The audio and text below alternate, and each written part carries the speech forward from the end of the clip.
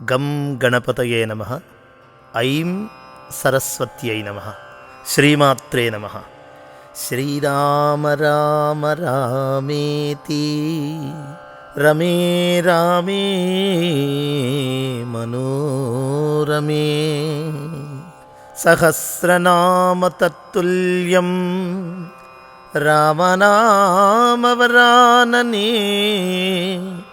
రామనామ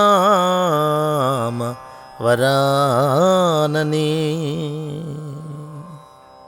బ్రహ్మ నారదుణ్ణి తన ఇతర కుమారులైన మరీచి శనకునిలా సృష్టికి కారణం కమ్మనగా నారదుడు నిరాకరించగా బ్రహ్మ 50 మంది అప్సరసలకు భర్తవు కమ్మని జ్ఞానము నశించి ఉపబర్హనుడవు అనే గంధర్వుడుగా జన్మించి వేణుగానంలో సుప్రసిద్ధుడివై మరణానంతరం ఓ పరిచారికగా జన్మించి విష్ణుభక్తుడవు కమ్మని తరువాత నా కుమారుడిగా జన్మించి జ్ఞానోదయం పొందమంటాడు బ్రహ్మదేవుడు.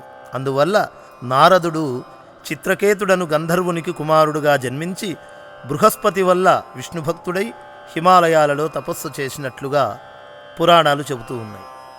అలా తపస్సు చేస్తూ ఉండగా 50 మంది దేవకన్యలు పాటలు పాడుతూ వెళుతూ ఇతన్ని చూసి ప్రేమించగా అతడు వారిని వివాహమాడాడు. ఒకసారి విష్ణువుని గురించి ఆలపించడానికి బ్రహ్మలోకం వెళ్ళి రంభను మోహించగా ప్రజాపతి ఇది చూసి శపించెను. అట్లా శపించగా తిరిగి గృహానికి రాగానే మరణించినాడు.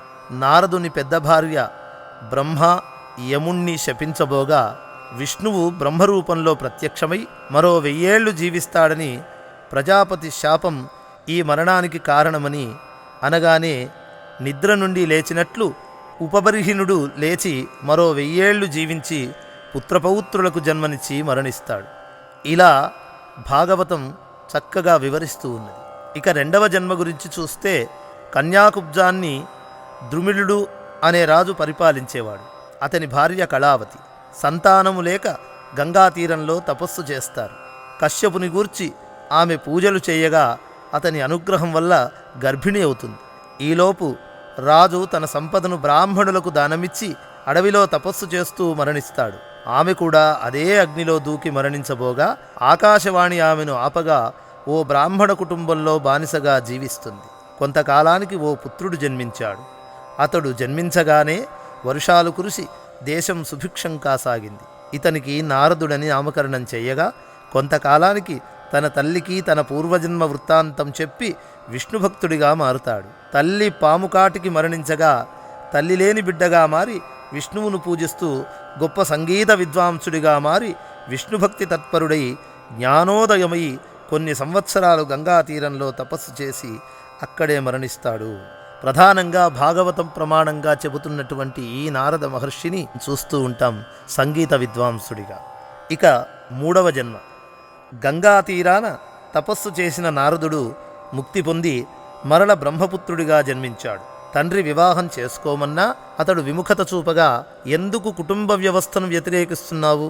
జీవితంలోని 4 ధర్మాలు ఆచరించినప్పుడే ముక్తి లభిస్తుంది కదా. ఆశ్రమ ధర్మాలు, అందులో ఒకటి గృహస్థాశ్రమ ధర్మం. కనుక మాలతికి నీవు భర్త కాగలవని వరమిచ్చాడు. నీవు నరనారాయణులను దర్శించి ఆమెను వివాహమాడమంటాడు. అతడు నరనారాయణులను బదరికాశ్రమంలో కలుసుకోగా మాలతిని నారదునికిచ్చి వివాహం చేస్తారు. అదే కాలంలో మరో ఋషి పర్వతుడు నారదుడు యాత్రలు చేస్తూ సంజయుని ఆతిథ్యం స్వీకరించారు. అప్పుడు పర్వతుని కూతురు మాలతి నారదునిపై ఎక్కువ శ్రద్ధ కనపరిచింది. పర్వతుడు ఈ విషయాన్ని నారదుని అడుగగా సరైన సమాధానం చెప్పకపోగా పర్వతుడు నారదుణ్ణి వానరుడు కమ్మని శపించగా నారదుడు పర్వతుడికి 100 ఏళ్లు యమలోక ప్రాప్తి సంభవిస్తుందని శపించాడు. ఈ సమయంలోనే సంజయుని మంత్రులు రాజకుమారికి వివాహం చేయమని సలహా ఇవ్వగా ఆమె అసంతృప్తి వ్యక్తం చేయగా ఆమె మనోభీష్టం తెలుసుకుని వానరుడిగా మారిన నారదుడికిచ్చి వివాహం చేశాడు. ఈలోపు 100 సంవత్సరాలు గడిచి పర్వతుడు నారదుణ్ణి కలిసి శాప విమోచనం గావించగా మాలతీ నారదులు ఎంతో కాలం సంసార జీవితం గడిపి మాలతి మరణానంతరం బ్రహ్మలోకం చేరాడు. ఇక దక్షుని పుత్రుడుగా అవతరించుట. దేవతలను సృష్టించిన తరువాత బ్రహ్మ దక్షుణ్ణి పిలిచి వీరిని వివాహమాడి సృష్టికార్యం చేయమనగా వారికి 5000 మంది హర్యాశ్వులు జన్మించారు. నారదుడు వచ్చి ఇంతమంది జన్మిస్తే భూమి మీద స్థలమేది, ఎంత స్థలముందో చూసి రమ్మని వారికి సలహా ఇవ్వగా వారు అన్వేషణకు బయలుదేరారు. హర్యాశ్వులు ఎంతకు తిరిగి రాకపోగా దక్షుడు శంబలాశ్వులను సృష్టించాడు. నారదుడు వారికి కూడా అదే సలహా ఇచ్చి పంపివేయగా దక్షుడు కోపించి నారదుడిని నీవు కూడా నిలకడలేక అన్ని ప్రాంతాలు తిరుగుతూ జీవిస్తావని, అంతేకాక నా కుమారుడిగా జన్మిస్తావని శపిస్తాడు. అలా దేవీ భాగవతం ప్రమాణంగా దక్షపుత్రుడిగా జన్మిస్తాడు నారదుడు. నారదుడు పురుగుగా జన్మించిన సందర్భం చూద్దాం. ఒకసారి రాజు రథంపై వెళుతుండగా ఓ పురుగు అడ్డుపడి రథం క్రిందపడి నలిగిపోతానేమోనని కంగారుగా ప్రక్కకు త్రప్పుకోగా రాజు పరిహసిస్తాడు. శరీరము లేనిదే ఆత్మ లేదు, నీ శరీరం నీకెంత ముఖ్యమో నా శరీరము నాకంతే ముఖ్యమని చెబుతుంది ఆ పురుగు. ఇది మహాభారతం తెలియజేస్తుంది. ఇక నారదుడు స్త్రీగా మారుట అన్నదాన్ని చూద్దాం. నారదుడు ఒకసారి ద్వారకకు వెళ్ళి శ్రీకృష్ణుడితో అతని రథంపై విహరిస్తుండగా ఓ కొలను వద్దకు వచ్చారు. నారదుడు దాహార్తి అయి ఆ కొలనులో నీరు త్రాగబోగా నేను స్నానం చేసే వరకు నీరు త్రాగవద్దని చెప్పగా నారదుడు పెడచెవిన పెట్టి నీరు త్రాగగా వెంటనే స్త్రీగా మారిపోతాడు. స్త్రీగా మారిన నారదునికి రథము కృష్ణుడు కనిపించగా ఓ ఆశ్రమం చేరగా ఆ ఋషి కళ్ళు తెరిచి చూస్తే ఓ అందాల స్త్రీ కనిపించి తనను శిష్యురాలుగా అంగీకరించమని కోరింది. అతడు ఆమెను వివాహం చేసుకోగా 60 మంది సంతానం జన్మించారు. ఒకరోజు ఆ 60 మంది ఋషిపుత్రులు మరణించారు. వారికి కర్మకాండ చేయడానికి కూడా శక్తి లేక ఓ ఫలాన్ని కోయబోతే అందలేదు. అది అందుకోవడానికి ఆ శవాలను ఒక దానిపై ఒకటి పేర్చి వాటిపై ఎక్కి ఆ ఫలాన్ని అందుకొనగానే ఒక బ్రాహ్మణుడు ప్రత్యక్షమై భర్త పిల్లలు చనిపోయినప్పుడు స్నానం చేయకుండా ఆహారం తీసుకోవద్దని చెప్పగా ఆ ఫలాన్ని చేతపట్టుకొని కొలనులో దిగగా ఆ స్త్రీ నారదుడుగా మారతాడు. ఒడ్డుకు రాగానే ఆ బ్రాహ్మణుడు శ్రీకృష్ణుడిగా మారుతాడు. ఆ కొలనులోనికి దిగి చేతిలో ఉన్న ఫలాన్ని తీసుకొని రమ్మనగా అది వీణగా మారుతుంది. అప్పుడు కృష్ణుడు నారదునితో ఆ ఋషి కలిపురుషుడని, ఆ 60 మంది పిల్లలు ప్రభవ విభవ మొదలైనటువంటి సంవత్సరాలని చెప్పి ఇద్దరూ ద్వారకకు తిరిగి వస్తారు అంటోంది భాగవతం. ఇక నారదుని గర్వభంగం చూద్దాం. నారదుడు గొప్ప సంగీత విద్వాంసుడనని గర్వించేవాడు. శ్రీ మహావిష్ణువు అతని హద్దులు తెలియజేయడానికి ఒకసారి ఓ అడవికి తీసుకువెళ్ళగా ఎక్కడో కొందరు స్త్రీలు కాళ్ళు తెగి బాధలను అనుభవిస్తూ కనిపించగా శ్రీ మహావిష్ణువు ఎవరు మీరు, ఈ బాధకు కారణమేమి అని అడుగగా మేము వివిధ రాగాలకు దేవతలమని నారదుడు ఆ రాగాలను ఆలపించడంలో వాటిని దిగజార్చడం వల్ల ఇలా అయ్యామని చెప్పగా నారదుడు సిగ్గుతో తల వంచుకున్నాడు.